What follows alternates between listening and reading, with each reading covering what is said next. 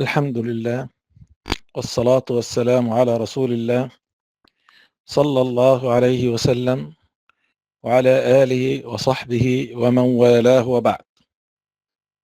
في شهر شعبان قال النبي العدنان عليه أفضل الصلاة وأتم السلام: فيه ترفع الأعمال إلى الله. هو أي عمل بيترفع؟ قالوا لا. قال الله تعالى: إليه يصعد الكلم الطيب والعمل الصالح يرفعه. لأن الإنسان يتقرب إلى الله تعالى بالعمل الصالح، كما جاء في الحديث القدسي: وما تقرب إلي عبدي بشيء أحب إلي مما افترضته عليه. يعني ربنا بيفرض عليك الأمر اليسير مش الصعب. فالفرح باللي يعبد ربنا سبحانه وتعالى على شريعته وعلى سنة نبيه صلى الله عليه وسلم. ولذلك قال ربنا جل وعلا: قل بفضل الله وبرحمته فبذلك فليفرحوا هو خير مما يجمعون. يا سبحان الله. يبقى الفرح، كل الفرح اللي هو بيعبد ربنا سبحانه وتعالى كما شرع. طيب خد بالك، انت تغتنم العمل الصالح في هذا الشهر ازاي؟ قال لك خد بالك، تكثر من الفرائض والنوافل والسنن. ليه؟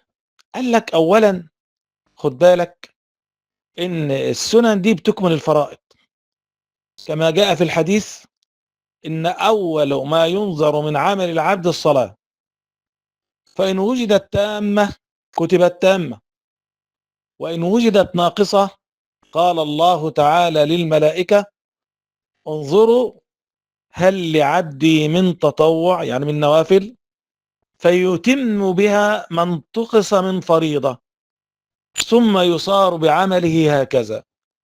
يعني يقول لك خد بالك من النوافل السنة ما تسيبهاش في شهر شعبان. ما تقولش بقى السنة دي مؤكدة او غير مؤكدة، لا، صلي كله، سواء قبل الصلاة او بعد الصلاة اللي امر به النبي عليه الصلاة والسلام، اللي هي النوافل والرواتب. صليها. ليه؟ لانها بتكمل الفرائض في يوم القيامة. يمكن في عمرك ما صليتش، تيجي هي تكمل، او انت ما اديتش الصلاة كما ينبغي بالخشوع والحاجات اللي ربنا امر بيها والنبي حث عليها، فتقوم تكمل اللي انتقص من الايه، من الصلاة. ولذلك اهل العلم يقول لك خد بالك، لو ما كانش من النوافل الا الفايدة دي لكانت كافية.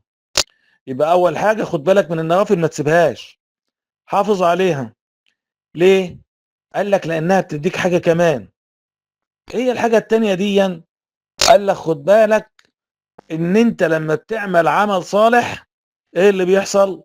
لو انت تعبت بيتكتب لك. ازاي يعني؟ يعني انت بتداوم على الصلاة او حضور الجنائز او عيادة المرضى او صلة الارحام او فعل الخيرات. طيب لو انت مرضت بتتكتب لك ده كله تاني. وانا ما رحتش، ايوه انت ما رحتش.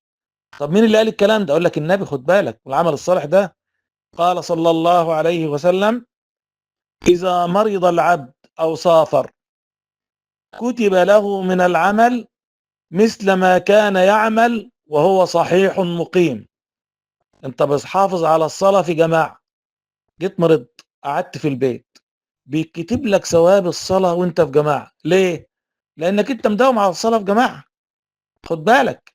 فبالتالي النهاردة انت ديا من العمل الصالح اللي هي الصلاة. احب شيء الى الله عز وجل الصلاة، وخير موضوع كما قال النبي عليه الصلاة والسلام هي الصلاة. يبقى ما تسيبش النفس. بقول لك الفرائض، ده الفرائض دي مكتوبة عليك، لكن النوافل حافظ عليها على قدر المستطاع حتى تنجو يوم القيامة. وللحديث بقية. وصلى اللهم على نبينا محمد وعلى آله وصحبه وسلم.